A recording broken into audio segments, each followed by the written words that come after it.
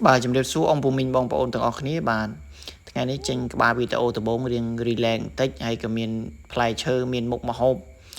bà hay ngàyนี้ chỉ ngày lòng về ngày trôi năm ngày tí pí trong ban thu đầm nà cầm san từ cần lại môi bong bóng đầm bông lái trong cái thà trôi từ nông krong cái lô miền cam thi cái lên là bài bị chỉ play rồi còn lên ấy cầm san ấy xem chứ bong bóng tại còn nhầm tới nó trong mong pin đọc cái đau mình đen bong bóng cái đau hay mình bong bóng còn lên tất ấy khắc khắc chẳng sư mình lên tràn mà đấy bà hay có trong cái thà cái đau pê bong bóng cái đau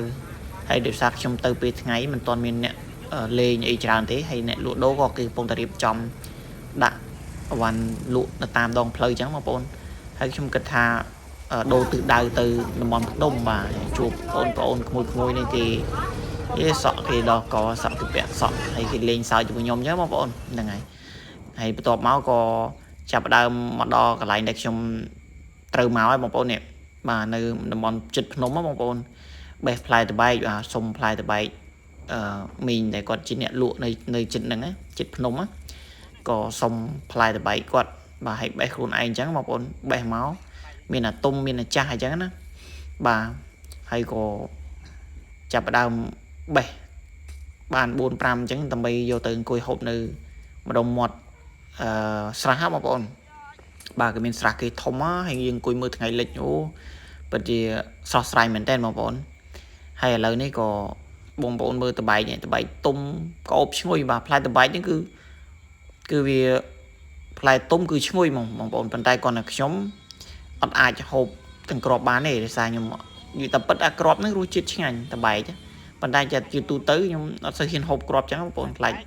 ចុកពោះឬខ្លាចអីចឹងឯងចាស់ពីដើមថាវាដូចខ្នែងដោយសារយើងហូបផ្លែតបែកទាំងក្របហើយយើងមិនដឹងថាមែនឬអត់ប៉ុន្តែក៏ខ្ញុំទ្រលាប់ហូបក្របដោយសារពេលខ្លះអាចវាមានតកៅមានអីនៅក្នុងហ្នឹងចឹងយើងមើលឃើញចឹងបងប្អូនហូបសាច់គៀនចឹងទៅបាទហើយយើងអត់មានទឹកលាងទេបងប្អូនវាធ្លាក់មកលើស្មៅខ្ញុំជូតក៏ហូបទៅបាទអត់មានទឹកលាងមានទឹកដែរប៉ុន្តែនៅរឿងឆ្ងាយដៃបាទបន្ទាប់ពីខ្ញុំបេះតបែកបេះអីហ្នឹងហើយបានផ្លែមកសំណំហើយក៏ចាប់ដើមដើរអីចឹងយើងយកទៅកន្លែងដែលខ្ញុំអង្គុយលេងបងប្អូនហ្នឹងហើយវីដេអូនេះរៀងវែងតិចបងប្អូនដោយសារទីមួយខ្ញុំដាក់នៅក្នុង channel របស់ខ្ញុំចឹង channel YouTube សម្រាប់បងប្អូនអត់ទាន់តាមបងប្អូនតាមដានអត់ទាន់ subscribe បងប្អូនអាច subscribe នៅលើ channel YouTube របស់ខ្ញុំបាន Suphana Media បងប្អូនខ្ញុំកំពុងផុសហ្នឹងបាទបងប្អូនស្បុកចាបស្អាតបងប្អូនឃើញស្បុកចាបវាធ្វើនៅលើដើមត្នោតនេះស្បុកចាបធម្មជាតិពិតបងប្អូនអត់មានអ្នកណាយកមកដាក់ទេប៉ុន្តែវាមិនដឹងមិនអានេះវាជ្រុះមួយមកក្រោមស្អាតមែនទែនបាទហើយខ្ញុំក៏ចាប់ដើមដំឡើងតុកហៅតុកសម្រាប់បោះតង់ហ្នឹងបងប្អូនតុកតូចមួយហ្នឹងដើម្បីដាក់អ្វីបាននៅលើហ្នឹងសម្រាប់ញ៉ាំអញ្ចឹងបងប្អូនមានងៀតសាច់គោមានងៀតពោះមានងៀតអីចឹងផ្សេងអញ្ចឹងបងប្អូនសម្រាប់ហូបហើយឥឡូវនេះក៏ចាប់ដើមរៀបចំស្អាតចឹងមកបាទហើយថ្ងៃនេះពួកខ្ញុំមានគ្នាតែ2នាក់ទេបងប្អូនបាទមករកបរិយាកាសខ្យល់ត្រជាក់បងប្អូនមើលពីចម្ងាយទៅឃើញនេះខ្យល់ត្រជាក់ហើយនៅចិត្តទឹកវាមានជាតិត្រជាក់ចេញពីក្នុងទឹកហើយយើងញ៉ាំទឹកដូងអញ្ចឹង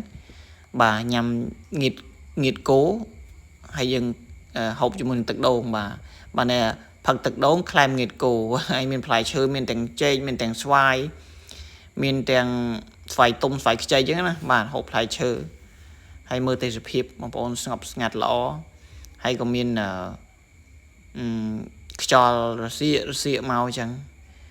ហើយបរិយាកាសនេះគឺកម្របងប្អូនសូវបានមានពេលឲ្យសារវល់អញ្ចឹងយូរបានចេញមកកំសាន្តម្ដងហើយខ្ញុំធ្វើវីដេអូនេះតម្លាក់នៅក្នុង channel របស់ខ្ញុំបងប្អូនអាចតាមដានទស្សនានៅតាម channel នឹងបានខ្ញុំនឹងមានវីដេអូជាច្រើនទៀតដាក់នៅក្នុង channel ហ្នឹងហើយបងប្អូនអាចតាមដានបានបងប្អូនជិះមកលេងតាមភ្នំក្រោមអីអាចចូលទិញងៀតគោងៀតអីផ្សេងកន្លែងអ៊ីនៅខាងស្ដាំដៃតាមផ្លូវមកភ្នំក្រោមមកផ្លូវអត់មានផ្លូវមាត់ស្ទឹងណាផ្លូវកស៊ូមកស្ដាំដៃចិត្តតែកន្លែងដីគេចាក់ខ្ពស់មួយហ្នឹងមានហើយឃើញនៅស្ដាំដៃបាទហើយអ្នកតបែកនេះបេះកន្លែងគាត់ឲ្យសុំគាត់បាទតបែកហ្នឹងវាជាលក់មួយអំបិលឆ្ងាញ់ព្រោះតបែកហ្នឹងវារៀងផ្អែមជូរចត់បាទប្រភេទតបែកបុរាណយើងហ្នឹងមិនមែនតបែកគីឡូទេបាទហើយក៏ចាប់ដើមងៀតគោនេះបងប្អូនដាក់មកស្រួយខ្ញប់បាទ គាត់គេហៅថាដាក់អាំងឡើងស្រួយបណ្ដោយឆ្ងាញ់បាទហើយងៀតនេះងៀតពោះបងប្អូននេះងៀតពោះផលិតបាទហូបទៅក៏តំណងដែរឆ្ងាញ់ដែរខ្ញុំហូបមិនសូវរើសទេបងប្អូនមកហូបមិនសូវចេះរើសមហូបទេស្អីក៏ខ្ញុំហូបដែររបស់គេហូបកើតហ្នឹងហើយបងប្អូនហើយក៏ហូបជាតិសាច់ជាតិអីនឹងហើយក៏ដាក់អាឡឹកមួយទៅអាឡឹកហ្នឹងវាខ្ចីទេបងប្អូនអាឡឹកនេះមើលទៅដូចអត់ឡើងអត់ក្រហមហ្មងពុះមកសស្លែតប៉ុន្តែផ្អែមដែរតាហើយបងប្អូនភាគច្រើនបេះអាឡឹករៀងនៅស្ទើមិនតន់ទុំទេចេះបេះយកមកលក់អញ្ចឹងណាអញ្ចឹងពេលយើងទិញយកមកគឺថាវាឆ្ងាញ់ហើយដែរដាក់មកវាមានអីតែខ្ញុំធ្វើជាលោចោលទេតែមិនចោលទេបាទអាឡឹកទូបីទុំខ្ចីហូបបានទាំងអស់បាទបើខ្ចីលែកបដ ாய் អានេះយើងអាចយកទៅស្លមជួយបានទៀតធ្វើជ្រក់ត្រីបានទៀតខ្ញុំមិនអាចចោលទេតែខ្ញុំក៏លោលេងទេបងប្អូនហ្នឹងហើយហូបទៅមានជាតិតែវាមានជាតិទឹកជាតិអីវាជួយតាបាទអាឡឹកហ្នឹងបាទយើងហូបអាឡឹកហូបផ្លែឈើហូបសាច់អីតិចតួចហ្នឹងមើលទេសភាពហើយថ្ងៃក៏ចាប់ផ្ដើមលិចទេបងប្អូនលិចប៉ុន្តែទេសភាពនៅតែពណ៌ស្អាតនៅតាមមាត់ទឹកហ្នឹងបងប្អូន